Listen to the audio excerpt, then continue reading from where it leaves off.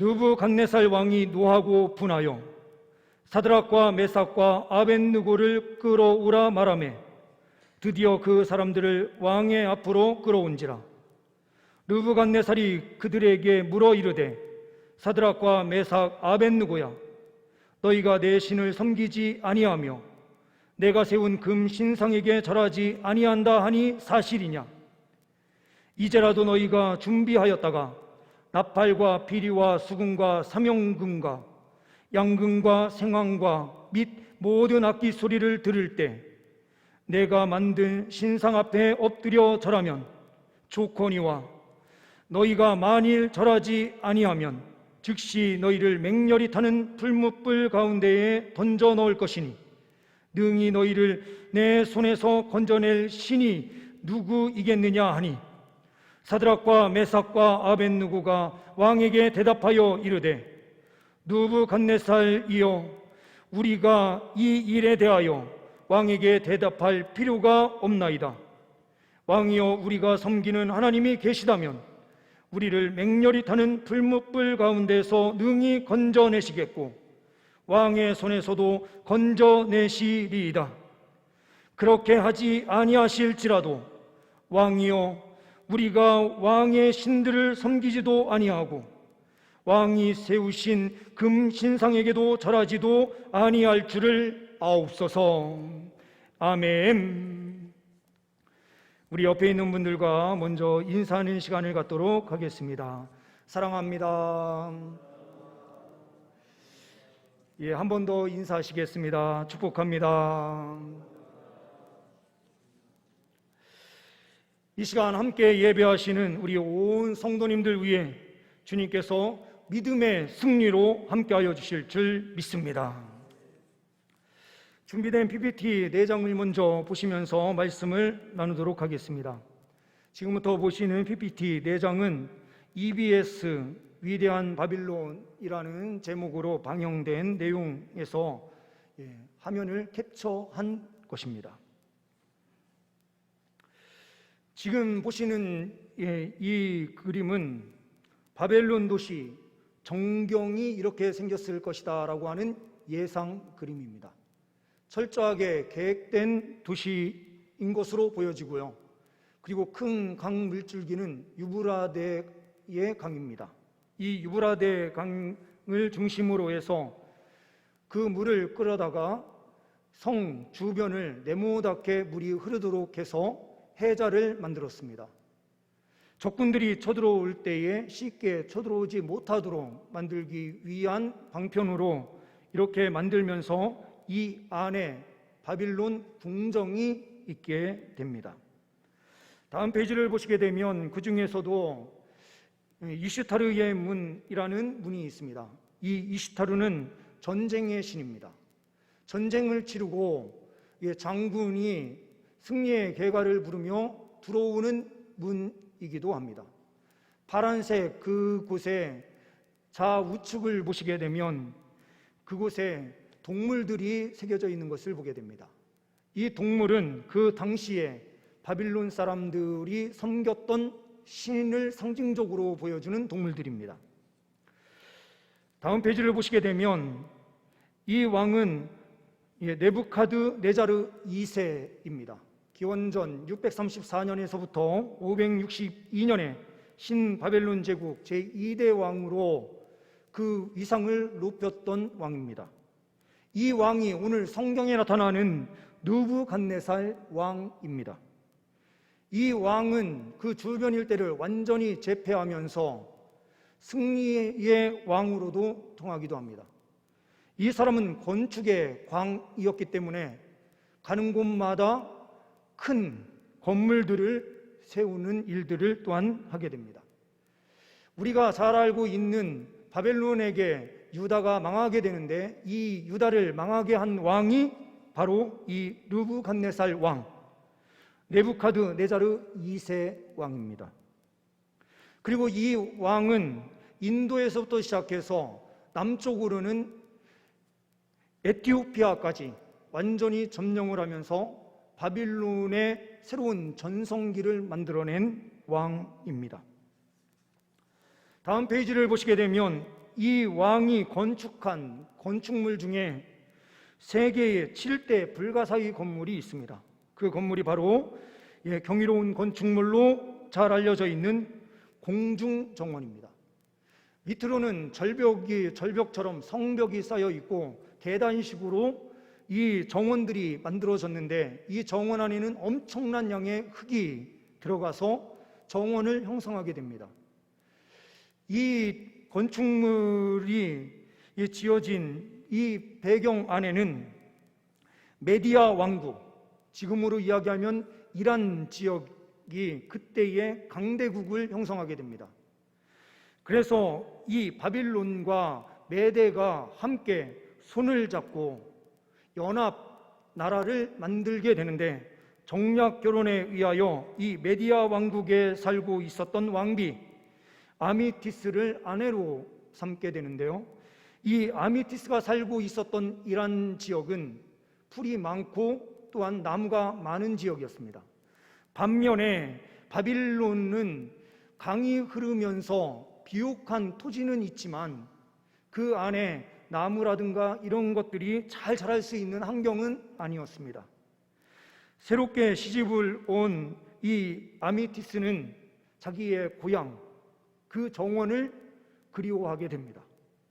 이것을 달래주기 위하여 세운 것이 바로 공중정원이고, 계단 형식으로 되어 있다 보니 밑으로는 성벽으로 둘러쳐 있다 보니 멀리에서 보게 되면 이 정원이 마치 공중에 떠 있는 것과 같다라는 뜻에서 공중정원으로 불려지게 됩니다. 이 네부카르네자르 2세는 국방을 튼튼하게 했을 뿐만 아니라 건축 부분에서도 많은 그런 자기의 성과를 드러내게 됩니다. 그 중에서도 금 신상을 만들어서 세워놓고 그 신상에 절을 하게 만듭니다. 그때 바빌론의 최고의 신 중의 신은 마르둑이었습니다. 이 마르둑의 마치 아들로 불려지는 사람이 오늘 본문에 나타나고 있는 느부갓네살 왕입니다. 세계를 제패한 왕에게는 특별히 왕으로서 등극해 있는 사람들은 신의 아들이라는 칭호를 주게 됩니다. 그러니 그 신상은 단순한 신상이 아니라 자기 자신의 권력을 높이는 곳에도 동시에 사용되게 되는 것입니다. 오늘 성경에는 정확한 기록은 없지만 신상을 왜 세웠는가, 이 부분은 외경인 바깥 문서들을 보게 되면 이 신상을 세우게 된 때는 이 느부갓네살이 즉위한 지 18년 차에 세워지게 되는데, 인도와 에티오피아까지 완전히 정복한 것을 기념하여 세운 신상이다라고 기록되고 있습니다. 이러한 상황에서 지금 바벨론으로 포로로 잡혀간 지 20년도 채 되지 않은, 18년도 채 되지 않은 상황에서 이 유대인의 소년들이라는 표현이 나오는 다니엘의 세 친구는 각 도를 통치하고 다스릴 만큼 고위직에 올라가게 되는 것을 보게 됩니다. 이것은 1장에서 표현하고 있듯이 하나님께서 그들에게 지혜를 주셨기 때문이다라고 표현을 하고 있습니다. 이들은 높은 지위에 올라가 있었고 세계의 강대국으로 지금 발돋움하고 있는, 그리고 주변 일대를 완전히 평정할 수 있는 군사력, 그리고 금융 쪽에서도 이 모든 영향력을 다 가지고 있었던 신바빌로니아, 이 바벨론에서 그들은 고위 공무원으로 생활하고 있었습니다. 신상에게 절 잠깐 하는 신용만 해도 그들의 앞길은 보장되어 있었던 것입니다. 그런데 오늘 본문에 나타나고 있는 사드락과 메삭과 아벳느고는 그 신상에 절하지 않겠다라고 말을 합니다. 오늘 본문 말씀을 통하여서 그리스도인이 사는 법, 우리가 어떠한 방식으로 이 세상을 살아야 되는지를 함께 생각해 보려고 합니다. 첫 번째로는 그리스도인이 사는 법, 첫 번째는 결단입니다. 타협하지 않는 신앙입니다. 16절 말씀을 보시게 되면 사드락과 메삭과 아벳느고가 왕에게 대답하여 이르되 느부갓네살이여, 우리가 이 일에 대하여 왕에게 대답할 필요가 없나이다.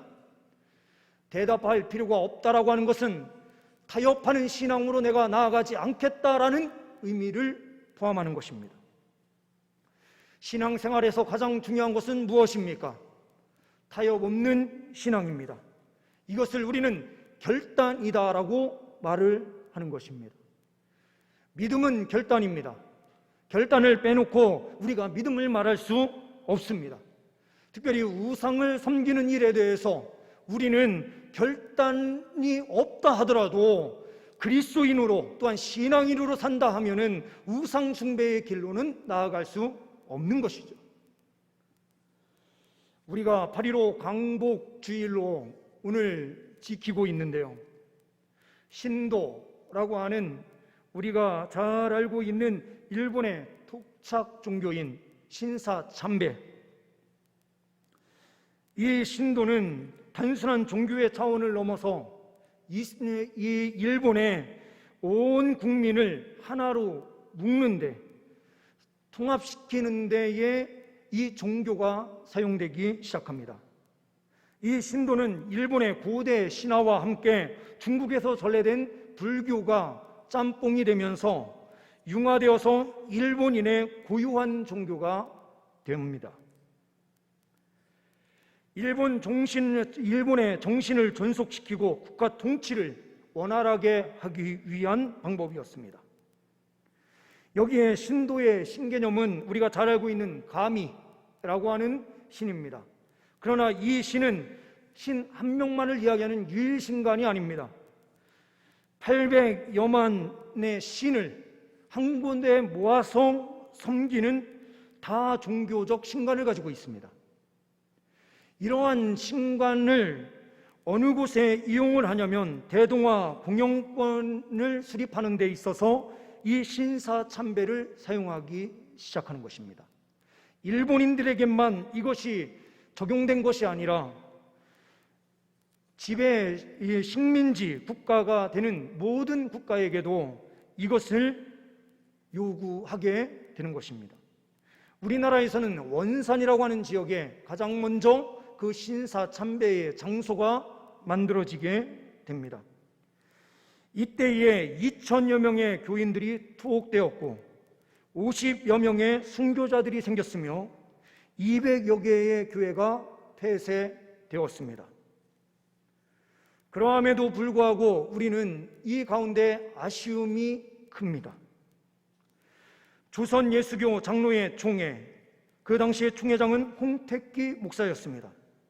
1938년 9월 9일 개회된 제27회 장로교 총회에서 신사참배가 애국적 국가의식임을 자각하며 또한 이에 신사참배를 솔선여행하고 추히 국민정신 총동원에 참가하여 비상시국하에서 총후 한국 식민으로서 적성을 다하기로 기함이라고 하는 발표를 하게 됩니다. 이 발표로 인하여 교회는 양분되기 시작합니다. 신사참배에 참여하느냐 참여하지 않느냐, 이 문제를 가지고 교회는 분열이 시작됩니다. 결국에는 다수의 편이 이 신사참배에 참여하게 됩니다. 우리 교단과 합동교단 그리고 지금의 많은 장로교회가 여기에 동참을 했었던 것입니다. 그리고 이 부분에서 완벽하게 회개운동이 일어나지 못하고 친일파에 속해 있었던 그런 분들도 제대로 가려내지 못하는 상황이 있었습니다. 그러므로 한국교회가 이 문제로 끊임없이 분열이 일어나게 되었고 가장 크게 분열된 것이 바로 고신 측과의 분열이었습니다. 원사는 우리가 잘 알고 있듯이 1907년 평양 대부흥 운동이 일어났었던 그 부분에서 가장 큰 역할을 수행했었던 곳이 원산이었습니다. 원산에서부터 시작된 그 평양 대부흥 운동의 불씨가 평양에서 가장 강력하게 일어났고, 그 부흥의 불길이 이 남쪽 지역까지 확산되기 시작했습니다. 그러나 이 신사참배의 동참으로 인하여 우리는 크나큰 어려움이 발생하게 된 것입니다. 어떤 역사학자가 해석하듯이 동방의 예루살렘이라고 불렸던 평양이 먼저 신사참배의 앞장을 섰을 때에 하나님께서 남북 분단과 북한의 공산화라고 하는 징계를 내리신 것이다 라고 해석을 하기도 합니다. 이 가운데 우리 교단도 자유롭지 못하기에 저는 우리 교단의 목사로서 이 시간 하나님 앞에 회개함으로 또한 나아갑니다. 우리가 만약 그 자리에 있었다고 한다면 우리도 타협하는 그 길을 분명히 선택했을 것입니다. 신앙인으로서 결단하고 하나님 말씀대로 산다는 것이 참 어려운 일임을 우리는 발견하게 됩니다. 이 세상을 우리가 살아갈 때에 하나님 말씀 앞에 순종하는 삶, 죽음을 각오한 결단의 삶이 있을 때에 진정으로 놀라운 은혜의 역사가 우리를 통하여 나타나게 되는 줄 믿습니다. 그리스도인들이 타협을 했을 때에 남북은 분열된 것입니다. 이것은 공산주의와 민주주의의 충돌 사이에서, 강대국 사이에서 38선이 그어졌다라고 우리는 생각하지만 그것이 아니다라고 저는 생각합니다. 신앙으로 타협한 결과가 결국에는 남북의 분단을 가지고 왔다라고 생각합니다.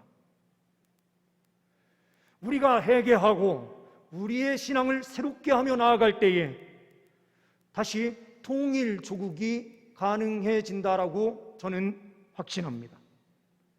그리스도인들이 타협 없이 하나님의 말씀대로 살고 어떻게 하든 주님의 영광을 위하여 살겠다, 우리가 다시 한번 확신하는 가운데 나아갈 때에 주님께서는 우리 한국교회 위에 다시 한번 부흥의 역사를 허락하여 주실 줄 믿습니다. 사드락과 메삭, 아벳느고는 자기의 모든 것을 포기하고 죽음의 장소에까지 들어가는데도 두려워하지 않고 신앙을 타협하지 않았습니다. 그들의 결단을 통하여 하나님 앞에 영광 올려드리며 나아갔습니다. 그리스도인이 사는 법 두 번째는 확신입니다. 그러나 이 확신은 인간적 확신이 아니라 17절 말씀 있는 대로 왕이여 우리가 섬기는 하나님이 계시다면 우리를 맹렬히 타는 풀무불 가운데서 능히 건져내시겠고 왕의 손에서도 건져내시리이다. 하나님에 대한 확신입니다. 신앙은 결단인데 이 결단이 하나님을 향한 확신, 그 결단이 아니면 그것은 다 잘못된 것입니다. 우리는 인간적인 결단은 너무나 잘합니다. 내가 옳다라고 생각하는 일에는 자기의 모든 것을 쏟습니다. 정치적으로도 자기가 옳다라고 생각하는 부분에서는 가차 없습니다. 그러나 신앙적 확신 이 부분에서는 매번 쓰러지고 넘어지는 것이 우리들입니다. 하나님에 대한 확신, 느부갓네살 왕에 의하여 성전은 파괴되었고 이스라엘 민족은 망하게 되었지만 그들이 포로로 잡혀간 바벨론 그 지역에서 그들은 타협 없이 우리가 믿는 하나님이 이 세상의 우주 만물을 온전히 다스리시는 하나님이다라고 하는 그 믿음을 잃지 않았습니다. 왕이 이야기하는 그 신상에도 절하지 않고 왕의 손에서 구원하실 분은 우리가 믿는 하나님이다라고 하는 확신이 있었습니다. 바벨론이 얼마나 아름다운 장소입니까? 예루살렘과 비교할 수 없는 아름다움, 화려함이 그 안에 있었지만 그들은 그 화려함 속에 자기 자신을 내맡기지 않았습니다. 고난의 길로 가더라도 하나님 말씀대로 살고자 확신 가운데서 그 믿음의 길을 걸어갔던 것입니다. 우리가 다시 한번 결단을 하면서 하나님에 대한 확신, 그 확신 속에서 우리가 이 걸음을 걸어갈 수 있기를 소망합니다. 그리스도인으로 사는 법 세 번째는 의탁입니다. 18절 말씀에 그렇게 하지 아니하실지라도 왕이여 우리가 왕의 신들을 섬기지도 아니하고 왕이 세우신 금 신상에게 절하지도 아니할 줄을 아옵소서. 오늘 말씀의 후반부에도 계속해서 읽어 내려가다 보면 정확한 내용은 나오지 않지만 어떻게 되었든 그 풀무불 용광로 안에 철을 녹이는 그곳에 세 사람은 빠져들게 됩니다. 그러나 그 안에 3명이 빠져들었는데 4명이 함께 다녔고 그 한 사람은 하나님의 아들이었다라는 표현이 나옵니다. 이것은 천사를 의미할 수도 있지만 어떤 사람이 해석하듯이 성육신 하신 예수 그리스도께서 예표적으로 이곳에 나타나셨다라는 해석을 하기도 합니다. 고난의 현장 가운데 죽음 속에 들어가 있을 때에 예수 그리스도께서 우리와 동행하여 주시는 것입니다. 또한 바깥에 있는 문서들, 성경이 아닌 다른 문서들 속에서는 이 때의 표현이 더 등장합니다. 불무불 속에 빠져들어간 이 세 사람, 사드락과 메삭과 아벳느고는 하나님을 찬미하였다라고 표현되고 있습니다. 그 소리를 느부갓네살이 듣고 깜짝 놀라서 자리에서 일어섰다라는 표현까지 기록되어 있습니다. 죽음을 앞둔 이 세 사람은 하나님을 찬송하는 자리로 나아갔습니다. 그 이유가 무엇입니까? 하나님을 절대적으로 신뢰함으로 자기의 몸과 마음을 하나님 앞에 온전히 내어 맡긴 것입니다. 그러므로 그렇게 하지 아니하실지라도 하나님은 구원의 하나님이 확실하지만 그렇게 나를 구원하시지 않는다 하더라도 나는 그 신앙을 타협하지 않겠다라고 하는 고백을 하게 됩니다. 이 고백은 하나님을 전적으로 신뢰한 자기 자신을 하나님 앞에 온전히 맡기는 의탁의 결과입니다. 그리스도인들이 이 세상을 살아가는 데 있어서 가장 중요한 것, 우리의 삶을 하나님 앞에 온전히 맡겨드리는 의탁입니다. 마지막 PPT의 내용 한 장을 보면서 함께 말씀을 정리하는 단계로 갈 것입니다. 이 사진에 나오고 있는 사람, 풀네임은 아더 로버트 애쉬라고 하는 사람입니다. 아더 애쉬, 이 사람은 테니스 선수로 윈블던 대회에서 75년에 우승한 사람입니다. 그리고 여러 가지 그랜드슬램에 나아가서 승리하면서 이 당시에 흑인으로서는 최초로 우승을 차지하게 된 사람입니다.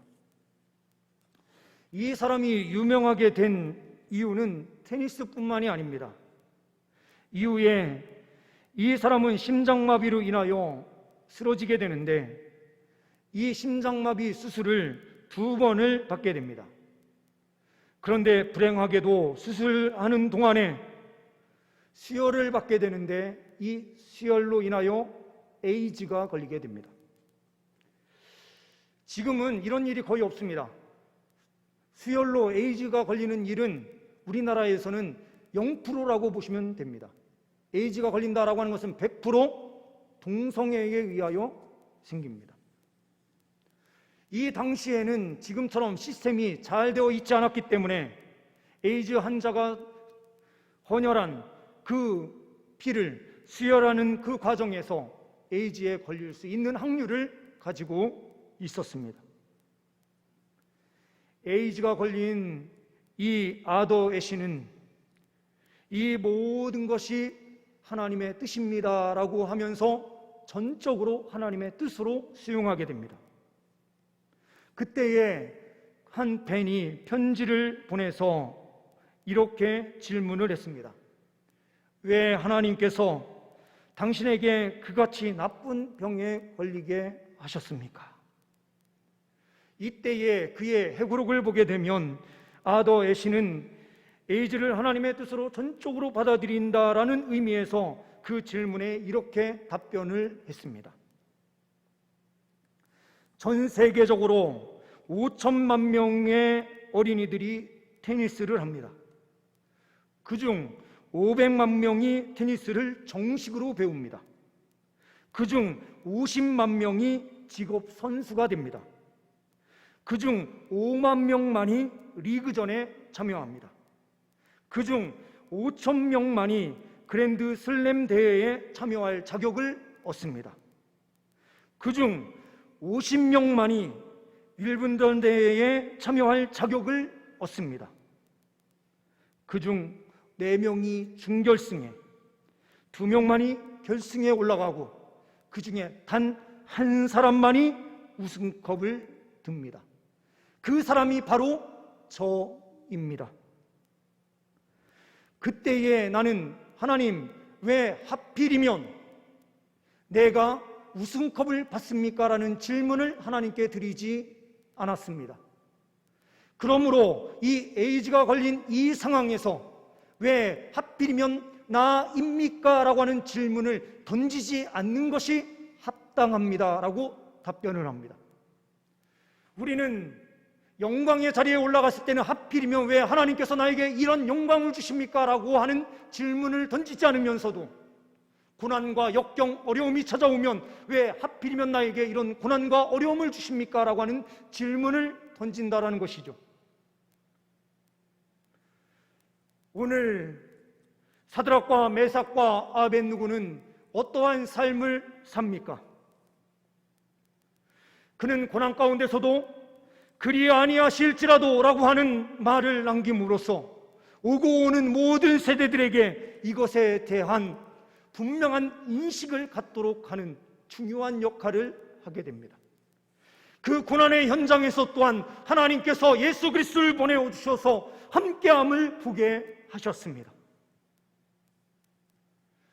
우리가 전적으로 하나님 앞에 모든 것을 의탁하는 삶은 어떠한 삶입니까? 그리 아니하실지라도 때로는 질병에 걸리고 어려움을 당해서 더 이상 희망을 찾지 못하는 순간에도 아더 애시와 같이 또한 사드락, 메삭, 아벳느고와 같이 하나님 앞에 그때에도 자기 자신을 철저하게 하나님께 의탁하며 믿음으로 달려가는 그 믿음이 필요합니다.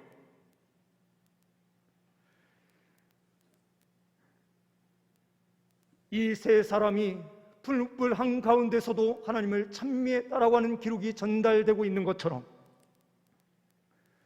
우리가 이 세상 가운데서 힘들고 어려운 삶이 있을지언정 하나님의 영광을 위하여 결단함으로 확신 속에서 주님께 온전히 의탁하는 그 삶으로 전진해야만 하나님께서 주시는 놀라운 은혜의 복을 받아 누리게 되는 줄 믿습니다. 불못분에서 그들은 건짐을 받게 되었고 많은 그 왕과 함께 주변에 있었던 수많은 관리들이 저들을 함부로 건들면 안 되는구나 라는 것을 눈으로 직접 목격하게 되었으며 그곳에서 가장 유명한 사람들로 하나님께서 세워주셨던 것입니다. 우리 또한 모든 것을 포기하고 하나님의 영광을 위하여 달려갈 때에 하나님께서는 우리의 삶을 주님의 영광으로 채워주시는 은혜로 함께하여 주시는 줄 믿습니다. 일주일의 삶을 우리가 살아갈 때에 하나님의 은혜만을 바라보며 믿음으로 달려갈 수 있는 은혜, 철저히 하나님께 모든 것을 의탁함으로 세상 사람들의 그 얄팍한 삶이 아닌 그리스도인으로서의 그 영광, 존귀함, 귀함을 세상 가운데 선포할 수 있는 우리 모두의 삶이 될 수 있기를 간절히 소망합니다. 기도하십니다. 하나님 아버지, 감사합니다. 우리를 그리스도인으로 삼아주셔서 이 세상 가운데서 예수와 함께 힘있게 살아가게 하여 주시니 감사합니다. 그리스도인으로서 늘 항상 결단의 믿음이 있게 하여 주옵소서. 하나님에 대한 확신이 있게 하여 주옵소서. 전적으로 우리의 몸과 마음을 주님께 의탁하는 진정한 신앙인의 삶이 우리의 삶이 되게 하여 주옵소서. 주님께 온전히 영광 올려드리는 삶으로 전진하기를 소망하오며 우리 주 예수 그리스도의 이름으로 기도하옵나이다. 아멘.